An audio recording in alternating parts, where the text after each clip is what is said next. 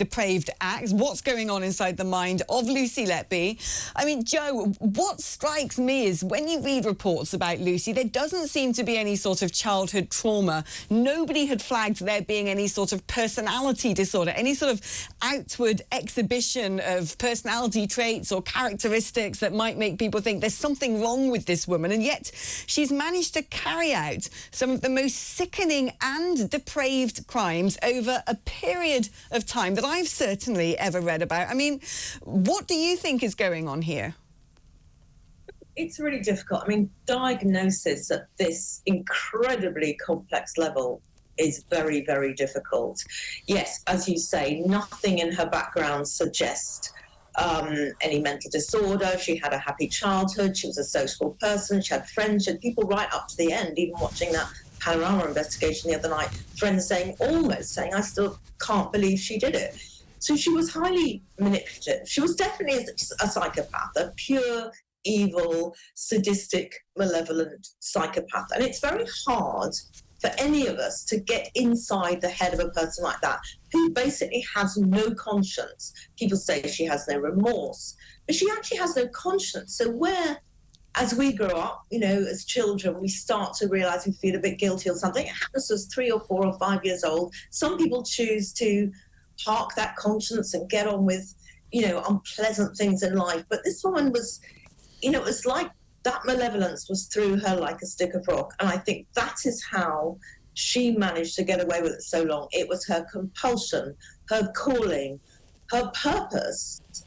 She was addicted to that behaviour. She may have even gone into neonatal nursing in order to carry out these appalling acts. It's almost impossible to sort of give you an answer about either motive or indeed about what the psychiatric, you know, her multiple psychiatric conditions could be.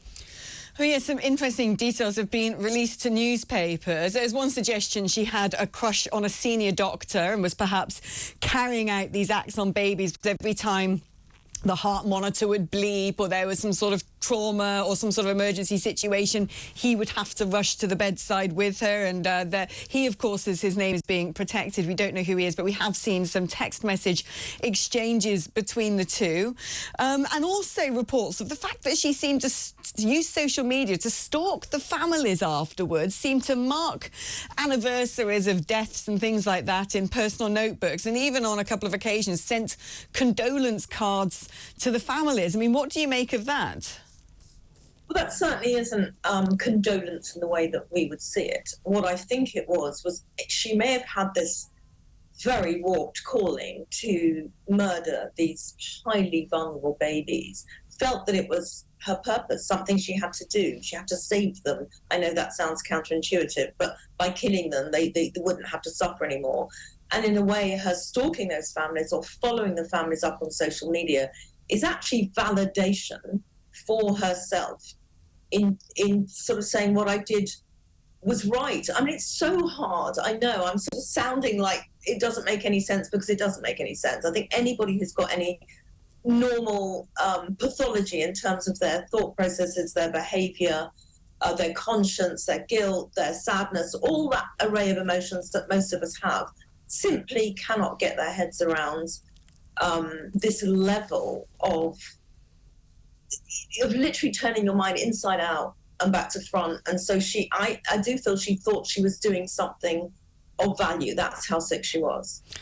I mean, perhaps it was missed for so long because psychopathy is pretty rare in women as a general. That's not being sexist. That is just the truth, as I understand it. And but there seemed to be nothing that revealed psychopathy earlier. There didn't seem to be any behavioural traits, any acts that she carried out that one might look at her and think, well, she doesn't tick like the rest of us.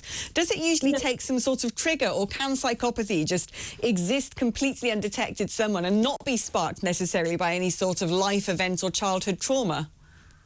It can do. It's incredibly unusual for her to have gone through life and, to all intents and purposes, presented as a normal human being throughout her childhood, throughout her adolescence, throughout her 20s. Normally, it would be triggered by a trauma, but in her mind, there may have been something we don't know about, something, you know, as simple as this crush on a colleague who she will have perhaps fantasized about this or created some extraordinary scenario in her head about her feelings towards this person. And that would have been a trigger in itself. It's very hard for us to look back and say, well, there isn't anything we can see that happened to her that created it. Could be this, could be something else. We will never know. And the interesting thing is she will never talk about it, like those that went before her, Beverly Allitt, all those wicked, evil people who joined the nursing industry, nursing profession. They do not talk about it afterwards. She is disassociated her own mind from what she's done. There is no guilt, there is no conscience, there is no remorse.